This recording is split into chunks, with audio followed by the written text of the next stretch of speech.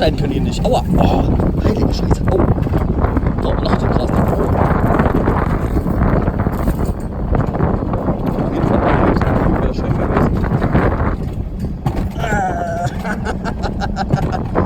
Och, hier kommt schon was.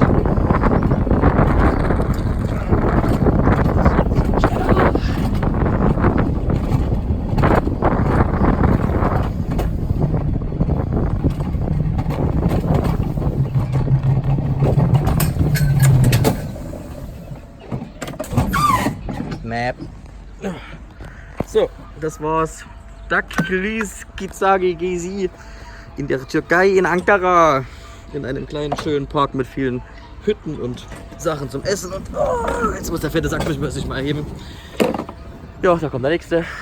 Liebe Grüße, euer Erik von Nein, Spaß. Reitreview pro Jahr.